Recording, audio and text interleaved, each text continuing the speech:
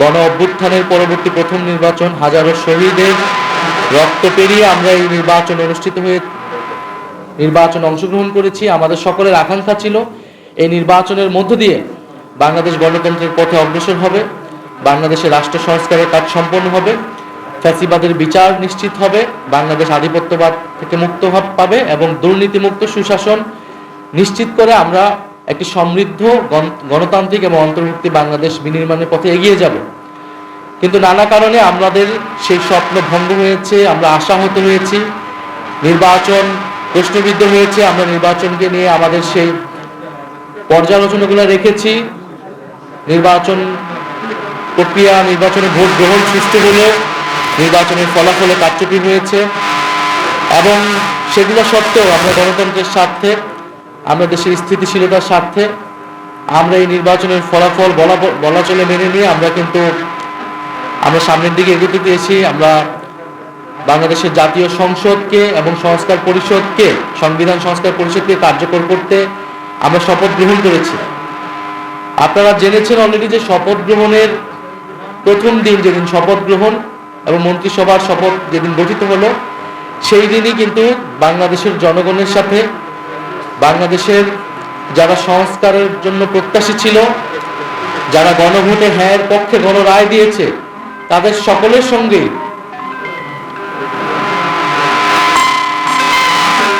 সকলের সঙ্গেই এক ধরনের প্রতারণা করা হয়েছে। সংবিধান সংস্কার পরিষদের সদস্য হিসেবে সরকারি দল তারা শপথ গ্রহণ না করে, যেখানে এই নির্বাচনের সাথে গণভোট একটি অঙ্গাঙ্গী বিষয় ছিল এবং গণভোট হয়েছে জুলাই সনদ বাস্তবায়ন আদেশ অনুসারে। যে আদেশে খুবই স্পষ্টভাবে বলা হয়েছে যে শপথ গ্রহণ সংসদ সদস্য এবং সংবিধান সংস্কার পরিষদ সদস্য হিসেবে একই দিনে শপথ অনুষ্ঠিত হবে এবং একই ব্যক্তি শপথ পড়াবেন এবং যারা সংসদ সদস্য হিসেবে নির্বাচিত হবে তাদের সমন্বয়ে সংবিধান সংস্কার পরিষদ নামে একটি পরিষদ গঠিত হবে, যারা মূলত এই জুলাই সনদ এবং গণভোটে যেই সংস্কার প্রস্তাবনাগুলো ছিল সেগুলো বাস্তবায়ন করবে, সেগুলো সংবিধানের সমন্বয় করবে। কিন্তু একটি ভুল ব্যাখ্যা দেওয়ার মাধ্যমে, সংবিধানের দোহাই দেওয়ার মাধ্যমে সংবিধান সংস্কার পরিষদের সদস্যের থেকে শপথ না নেওয়া থেকে শপথ নেননি, তারা বিরত থেকেছে। আমরা মনে করি এটি সংস্কারের সাথে প্রতারণা করা হয়েছে, এটি নতুন বাংলাদেশের যে আকাঙ্ক্ষা, সেই আকাঙ্ক্ষার সাথে প্রতারণা করা হয়েছে এবং যে গণরায় এসেছে গণভোটে, সেই গণরায়কে বৃদ্ধাঙ্গুলি দেওয়া হয়েছে। আমরা আহ্বান জানাবো, আমরা আশা করব তারা দ্রুত সময়ের মধ্যে তারা শপথ নেবেন। সংবিধান সংস্কার পরিষদ ছাড়া এই জাতীয় সংসদের কোনো মূল্যই নাই। আমরা গণ অভ্যুত্থানের পরে ঐক্যমত্য কমিশনের আলোচনার মাধ্যমে, নির্বাচনের মাধ্যমে, গণভোটের মাধ্যমে এই জাতীয় সংসদে যাচ্ছি, কারণ এই জাতীয় সংসদ শুধু জাতীয় সংসদ না, এই জাতীয় সংসদ একটি সংবিধান সংস্কার পরিষদ হিসেবে কাজ করবে এবং সংবিধান পরিবর্তন করে বাংলাদেশের গণতান্ত্রিক যে সংস্কার, বাংলাদেশের প্রতিষ্ঠানগুলোর যে সংস্কার, সেই সংস্কারগুলো নিশ্চিত করবে। এটি না হলে বাংলাদেশ আসলে আগের বাংলাদেশে থাকবে, সেই স্বৈরতান্ত্রিক কাঠামোতেই থাকবে, সে আওয়ামী শেখ হাসিনার বাংলাদেশে কিন্তু আসলে থাকবে, জাস্ট অন্য মানুষরা এই দেশটাকে, এই রাষ্ট্রযন্ত্রটাকে চালাবে। আমরা নিশ্চয়ই সেটা চাই না। সংস্কারের আকাঙ্ক্ষা সরকার দলের যারা রয়েছেন, যারা নেতৃত্বে যিনি আছেন, তারাও বলেছেন, হ্যাঁ ভোটের প্রচারণা তারা করেছেন। ফলে আমরা আশা করব অতি দ্রুত সময়ের মধ্যে তারা সংবিধান সংস্কার পরিষদ হিসেবে শপথ নেবেন এবং কারণ জাতীয় সংসদ এই সংবিধানের এই যে মৌলিক কাঠামোর পরিবর্তনগুলা, সেই পরিবর্তনগুলা শুধুমাত্র সংসদের মাধ্যমে, সংসদ সদস্যদের মাধ্যমে হওয়া সম্ভব নয়। এই আলোচনা, এই তর্ক বিতর্ক কিন্তু সেই ঐক্যমত কমিশন থাকতেই কিন্তু আমরা করেছি। ফলে আমরা সরকারি দলের প্রতি আহ্বান জানাচ্ছি, দ্রুত সময়ের মধ্যে জাতীয় সংসদকে কার্যকর করতে সে অধিবেশন ডাকা হোক এবং তার আগে সংবিধান সংস্কার পরিষদ সদস্য হিসেবে তারা শপথ নিক এবং সংবিধান একই সময় যাতে সংবিধান সংস্কার পরিষদের অধিবেশন ডাকা হয়, আমরা সেই আহ্বান জানাচ্ছি। দ্বিতীয়ত, আপনারা দেখেছেন যে নতুন একটি মন্ত্রিসভা গঠিত হয়েছে বাংলাদেশ জাতীয়তাবাদী দল বিএনপির নেতৃত্বে। জনাব তারেক রহমান প্রধানমন্ত্রী হিসেবে শপথ নিয়েছেন, তার নেতৃত্বে এই মন্ত্রিসভা নিয়ে আমাদের কিছু পর্যালোচনা রয়েছে। কারণ স্বাভাবিকভাবে আমরা আশা করেছিলাম যে এই মন্ত্রিসভা বা যেই জিতুক না কেন এই নির্বাচনের মাধ্যমে তারা পরবর্তী যে সরকার নেতৃত্ব দেবে, মন্ত্রিসভা গঠিত হবে, তা নতুন বাংলাদেশের যে আকাঙ্ক্ষা, সংস্কারের যে আকাঙ্ক্ষা, পরিবর্তনের আকাঙ্ক্ষার সাথে সামঞ্জস্যপূর্ণ হবে। কিন্তু এই মন্ত্রিসভা দেখে আমাদের কাছে কোনোভাবে মনে হয়নি এটি পরিবর্তনের যে আকাঙ্ক্ষা, সেই আকাঙ্ক্ষার সাথে সামঞ্জস্যপূর্ণ, বরং এটি আসলে পুরনো বন্দোবস্তের যে ধারাবাহিকতা আমরা সেটি দেখতে পাচ্ছি এই মন্ত্রিসভা গঠনের মধ্য দিয়ে। এই কারণগুলো আমরা বলছি। প্রথমত, এই মন্ত্রিসভায় আঞ্চলিক ভারসাম্য রক্ষা করা হয়নি। আপনারা জানবেন যে 25টি জেলা, সেখান থেকে কোনো মন্ত্রী বা প্রতিমন্ত্রী করা হয়নি, অর্থাৎ সেখানে একটা আঞ্চলিক বৈষম্য রয়েছে স্পষ্টভাবে। এই মন্ত্রিসভা অন্তর্ভুক্তিমূলক হয়নি এবং প্রতিনিধিত্বশীল হয়নি।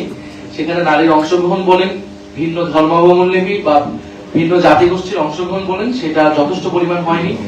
প্রতিনিধি জনগণের সার্বিকভাবে জেলা বলেন, ধর্ম, বর্ণ সব মিলে এটা প্রতিনিধিত্বমূলক বা অন্তর্ভুক্তিমূলক মন্ত্রিসভা হয়নি বলে আমরা মনে করছি। এই মন্ত্রিসভার গড় বয়স প্রায় 60। মন্ত্রিসভায় কিছু তরুণদেরকে সুযোগ দেওয়া হলেও কিন্তু মন্ত্রিসভার গড় বয়স যদি দেখেন সেটা কিন্তু 60, অর্থাৎ আমরা যে তারুণ্য নির্ভর বাংলাদেশের কথা ভেবেছি, তারুণ্য নির্ভর বাংলাদেশের কথা বলেছি, জুলাইয়ে যে তারুণ্য শক্তি বাংলাদেশের পথ দেখিয়েছে, আমরা তার প্রতিফলন এই মন্ত্রিসভায় দেখতে পাইনি। সবচেয়ে অ্যালার্মিং যে বিষয়টা, এই মন্ত্রিসভায় প্রায় 62% মন্ত্রী বা প্রতিমন্ত্রীগণ তারা ব্যবসায়ী, অর্থাৎ অর্ধেকেরও বেশি হচ্ছে ব্যবসায়ী। ব্যবসায়ী হওয়াটা অপরাধ নয়, কিন্তু এটার যেটা বললাম যে প্রতিনিধিত্বমূলক হওয়া উচিত, রাজনীতিবিদ এবং বিভিন্ন শ্রেণী পেশার মানুষ থাকা উচিত। কিন্তু যখন আপনি 62% অর্ধেকেরও বেশি ব্যবসায়ীদেরকে মন্ত্রিত্বে দিবেন মন্ত্রী প্রতিমন্ত্রী হিসেবে, তারা ব্যবসায়ীদের স্বার্থ রক্ষা করবে, জনগণের স্বার্থ রক্ষা করবে না। এবং এই ব্যবসায়ীদের মধ্যে উল্লেখযোগ্য সংখ্যক আছে যাদের ঋণ খেলাপের অভিযোগ রয়েছে, যেটা আমরা যখন নমিনেশন দেওয়া হয়েছিল তখনই কিন্তু আমরা এই অভিযোগগুলো করেছিলাম। অর্থাৎ নমিনেশন দেওয়ার ক্ষেত্রে যেরকম আমরা কোনো নতুনত্ব পাইনি, বিএনপির নমিনেশন দেওয়ার ক্ষেত্রে যেমন আমরা কোনো নতুনত্ব পাইনি, এই মন্ত্রিসভা গঠনেও আমরা কিন্তু কোনো নতুনত্ব পাইনি। ঋণ খেলাপিদেরকে মন্ত্রিত্ব দেওয়া হয়েছে। আমি নাম না নিয়ে যদি বলি, 3টি গুরুত্বপূর্ণ মন্ত্রণালয়, সবচেয়ে অনেক বড় বাজেটের মন্ত্রণালয়, এমন একজনকে দেওয়া হলো যিনি রিয়েল এস্টেট ব্যবসায়ী এবং হত্যা মামলার আসামি। ব্যবসায়ীর স্বার্থে একটা হত্যাকাণ্ড ঘটিয়েছে, যার অভিযোগ রয়েছে তার প্রতি, তার কর্মী সমর্থকদের প্রতি, এবং দলেও তিনি অত গুরুত্বপূর্ণ কেউ না। শুধুমাত্র আর্থিক, ব্যবসায়িক এবং দুর্নীতির কারণেই তাকে সে মন্ত্রণালয়ে দেওয়া হয়েছে। ফলে এরকম ঋণ খেলাপি, আরো ঋণ খেলাপি রয়েছে, তাদেরকে বিভিন্ন মন্ত্রণালয়ে দেওয়া হয়েছে। বিএনপির প্রায় 62% নির্বাচিত যারা সদস্য রয়েছে, সংসদ সদস্য, তাদের কোনো না কোনো ভাবে তাদের ঋণ রয়েছে। 62% সংসদ সদস্যদের, যার ঋণের পরিমাণ হচ্ছে 18,868 কোটি টাকা।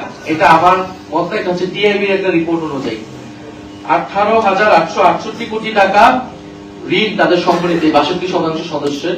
আমরা জানতে চাই, তারা জনাব প্রধানমন্ত্রী জনাব তারেক রহমান দুর্নীতির বিরুদ্ধে কঠোর অবস্থানের কথা বলছেন, কিন্তু তার নিজের মন্ত্রিসভা এবং তার নিজের যে সংসদ সদস্য, তাদের সরকারি দল রয়েছে, তারা যে ঋণগ্রস্ত অবস্থা, সেই ঋণ তারা কবে পরিশোধ করবে?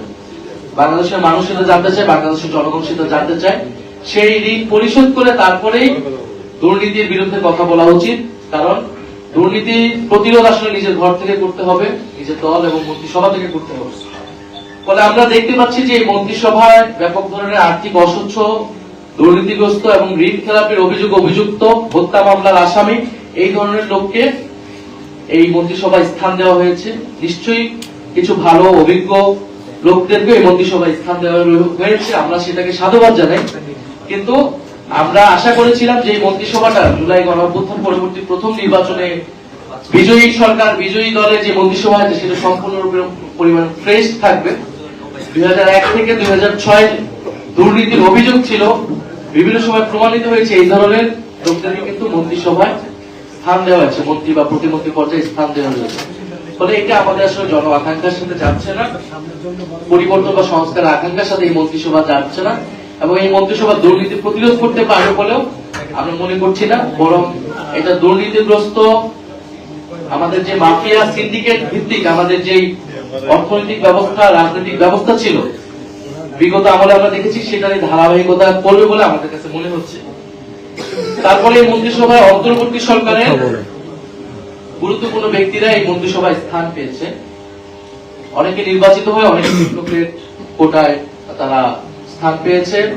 আমরা সেটা নিয়ে প্রশ্ন তুলেছি। অন্তর্বর্তী সরকারের গুরুত্বপূর্ণ দায়িত্বে ছিলেন, এখন যদি তিনি বিএনপির এই মন্ত্রিসভায় স্থান পায়, সেটা কিন্তু অন্তর্বর্তী সরকারের নিরপেক্ষতা, নির্বাচনের নিরপেক্ষতা নিয়ে প্রশ্ন উঠবে। আপনারা অলরেডি সেটা জেনেছেন। আমি বলেছি যে পররাষ্ট্রমন্ত্রী হিসেবে যাকে দেওয়া হলো, ডক্টর খলিলুর রহমান, এই অন্তর্বর্তী সরকারের সময় অনেক ব্যক্তিকে বিদেশ থেকে আহ্বান করে নিয়ে আসা হয়েছিল। আমরাও আহ্বান জানিয়েছিলাম দেশের স্বার্থে, দেশের কাজের জন্য তাদের এক্সপার্টাইজকে আমরা ব্যবহার করতে চেয়েছি যাতে দেশ এবং সরকার উপকৃত হয়। আমরা সাধুবাদ জানিয়েছিলাম। এখন সেই এক্সপার্টাইজকে যদি ব্যবহার করতে হয় পরবর্তী সময়েও, সেটা সমস্যাজনক নয়, কিন্তু এটা অবশ্যই একটা কনসেনসাসের ভিত্তিতে হতে হবে। তার কোনো ধরনের সমঝোতা ছাড়াই, অন্তর্বর্তী সরকার কিন্তু একটা সমঝোতার ভিত্তিতে পরিচালিত হয়েছে। কোন ধরনের সমঝোতা ছাড়াই, আলাপ আলোচনা ছাড়াই যদি অন্তর্বর্তী সরকারের গুরুত্বপূর্ণ দায়িত্ব, যিনি নির্বাচনেও গুরুত্বপূর্ণ দায়িত্ব পালন করেছেন, সেরকম একজনকে যদি বিএনপি সরকারের, এই নতুন সরকারের গুরুত্বপূর্ণ মন্ত্রণালয় দেওয়া হয়, তাহলে জনমনে এই প্রশ্ন আসবে, আমাদের মনে প্রশ্ন এসেছে। আমরা আশা করব যে এই প্রশ্নের সুরাহা প্রধানমন্ত্রী করবেন, এই মন্ত্রিসভা করবেন, এবং যার পদত্যাগ বিএনপির একসময় নিজেই চেয়েছে অন্তর্বর্তী সরকারের সময়, তখন আমরা এটা বিরোধিতা করেছিলাম। ফলে কি এমন ঘটে গেল যে যাকে অন্তর্বর্তী সরকারই বিএনপি দেখতে চায় তাকে নিজ মন্ত্রিসভায় বিএনপি নিয়ে এসেছে, সেই রহস্যটা বাংলাদেশের জনগণ জানতে চায়। দ্বিতীয় গুরুত্বপূর্ণ বিষয়টি হচ্ছে যে সবচেয়ে অ্যালার্মিং আমরা দেখতে পাচ্ছি গত 2-1 দিন ধরেই, যে বাংলাদেশে ফ্যাসিস্ট আওয়ামী লীগদেরকে পুনর্বাসনের একটা প্রচেষ্টা চলমান আছে। বিভিন্ন জেলা উপজেলায় আওয়ামী লীগের কার্যালয় খুলে দেওয়া হচ্ছে, এবং মিডিয়াগুলোতেও কিছু কিছু মিডিয়া সেটাকে ব্যাপকভাবে প্রচার করছে, এমন ভাবে যেন উৎসাহ দেওয়া হচ্ছে। আওয়ামী লীগ কিন্তু কার্যত এবং আইনত নিষিদ্ধ একটি সংগঠন, এবং তার বিচার প্রক্রিয়া চলমান আছে।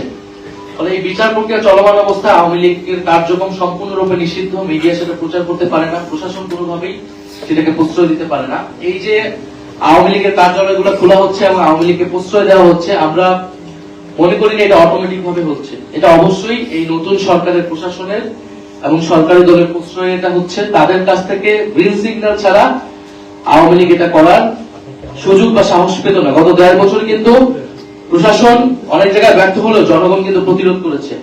রাজনৈতিক ফ্যাসিবাদ বিরোধী রাজনৈতিক কর্মীরা সেটা প্রতিরোধ করেছে।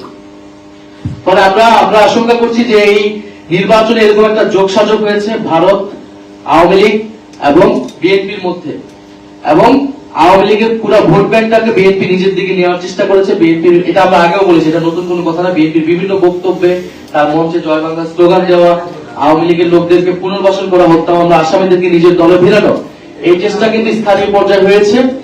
কিন্তু এইটা যদি এখন আওয়ামী লীগ সেটার বিনিময়ে, এই ভোট ব্যাংকের বিনিময়ে যদি আওয়ামী লীগের রাজনীতিকে পুনর্বাসনের চেষ্টা করা হয়, তাদের কার্যক্রমকে সুযোগ করে দেওয়া হয়, তাহলে তা কঠোরভাবে প্রতিহত করা হবে।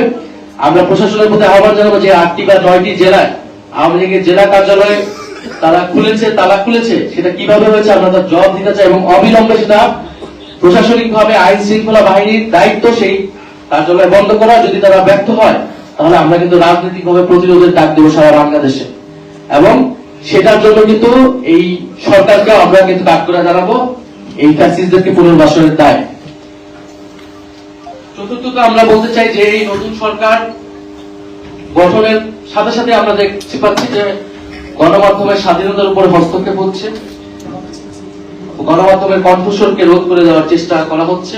আপনারা অলরেডি শুনেছেন বাসসের ঘটনা, আপনারা জানেন, আপনারা এখন টিভির যে সাংবাদিকদেরকে শোকজ এবং পরবর্তীতে বরখাস্ত, সেই ঘটনা আপনারা জানেন। আমরা মনে করি যে ভিন্ন মত থাকবে, সংবাদপত্রের কাজই হচ্ছে, গণমাধ্যমের কাজই হচ্ছে প্রশ্ন করা। সেখানে আমরা চাই না যে কোনো দলীয় গণমাধ্যম ফ্যাসিস্ট সময়ের মতো কোনো দলীয় গণমাধ্যম হোক, কিন্তু আমরা ইতিমধ্যে সেই প্রবণতা দেখতে পাচ্ছি। আমরা আশা করব এটা এই মুহূর্ত থেকে এটা বন্ধ হবে, গণমাধ্যম স্বাধীনভাবে কাজ করবে, এবং নির্বাচনে বা বিগত সময়ে কে কোন দলের পক্ষে কাজ করেছে এটা বিষয় না। সংবাদ মাধ্যম বা গণমাধ্যম বস্তুনিষ্ঠভাবে, সাংবাদিকরা নিরপেক্ষভাবে কাজ করবে, এটা আমরা সাংবাদিকদের কাছ থেকেও সেটা যে দায়িত্বশীল আচরণ আশা করি, সবসময় বলে এসেছি। সরকারের কাছ থেকেও আমরা সেটা আশা করব, এবং সরকার দলীয় লোক যারা বিভিন্ন হাউজে রয়েছে তারাও যাতে ভিন্ন মতের কোন সাংবাদিকদের উপরে বা সত্য প্রকাশ করেছে এবং কোন সাংবাদিকদের উপরে তারা তারা তাদের কণ্ঠ রোধ করবে না এবং স্বাধীনভাবে সাংবাদিকরা কাজ করতে পারবে। এছাড়াও আমরা দেখতে পাচ্ছি যে রমজান মাসে আমরা জানি যে রমজান মাসে বাংলাদেশের মানুষ ইবাদত বন্দেগী করে। আমরা চাই স্বস্তির ইফতার এবং সেহরিটা যাতে ঠিক মতো এই দেশের সাধারণ মানুষ, নিম্নবিত্ত মানুষ করতে পারে। এই জন্য দ্রব্যমূল্য নিয়ন্ত্রণে থাকা, সাধারণ মানুষের হাতের নাগালে থাকা অত্যন্ত গুরুত্বপূর্ণ। আমরা গতকালকে মন্ত্রিসভায় প্রধানমন্ত্রীর তরফ থেকে সে ধরনের নির্দেশনা পেয়েছি, কিন্তু গতকাল থেকে বা আজকেও আপনারা জানেন যে বাজার মূল্য কিন্তু ব্যাপক চড়াও হয়েছে। মাছ, মাংস, সবজি সবকিছুর দাম উচ্চ পর্যায়ে চলে যাচ্ছে। আমরা আশা করব যে সরকার এটা দ্রুত ব্যবস্থা নেবে, যাতে কোনো ধরনের সিন্ডিকেট, অসাধু ব্যবসায়ী যাতে এবারে এই রমজানকে কেন্দ্র করে দ্রব্যমূল্য বৃদ্ধি করতে না পারে, সাধারণ মানুষের হাতের নাগালেই থাকে। এখন এই ধরনের একটি ঋণগ্রস্ত বা দুর্নীতিপরায়ণ মন্ত্রিসভা জনগণ সেটা মেনে নেবে না এবং আমরাও জনগণের প্রতিনিধিকে রাজনীতি বেছে নিতে হবে। কিন্তু আমরা চাই এই সরকার মেনে রয়েছে সরকারের সাথে কাজ করতে, কিন্তু সরকার যদি ঋণ মেলাতে যারা রয়েছে তাদের ব্যবস্থা না নেয়, আমরা সেই জানতে চাইব ঋণ কি ব্যবস্থা হবে। তারা ঋণ প্রতিদিনের নাগাদ নির্বাচন করেছে, যেহেতু এই ঋণ মেলাতে করে দিয়েছে নির্বাচন করার ওই নির্বাচন করেছে এই বাইরেতে এই ঋণ মেলাতে তারা ঋণ পরিশোধ করবে। আমি তারা ঋণটা বাংলায় আসামি নিয়েছে, সেই মামলার তদন্তে যাতে নিরপেক্ষভাবে হয়, বিচার যাতে পায় ব্যক্তিরা, সেটা আমরা আহ্বান জানাচ্ছি। এবং সারা দেশে যে বিরোধী দলের উপরে যে দমন পীড়ন আমরা নির্বাচন দিন থেকে আমরা দেখে এসেছি, সেটা কিন্তু একেবারে বন্ধ হয়নি। হাতিয়ার যে মুসলিম ভেঙেনা সেটা বাংলা নামতে হয়েছে। আমরা আমরা নিরপেক্ষভাবে পরিচালিত হবে এবং বিভিন্ন জায়গায় বিরোধীদের উপরে মামলা দেওয়া হচ্ছে। আমরা সেই আওয়ামী আমলের সংস্কৃতি কিন্তু এই সরকার থেকে আমরা প্রত্যাশা করি না। আমরা আশা করব যে বাংলাদেশে বিদেশি শাসন এবং সংবিধান সংস্কার চালু হবে। আমরা সেখানে আমাদের এই কথাগুলো, আমাদের এই বক্তব্যগুলো আমরা দিতে পারবো। আমাদের এটাই ছিল যে নতুন মন্ত্রী পরিষদ গঠিত হয়ে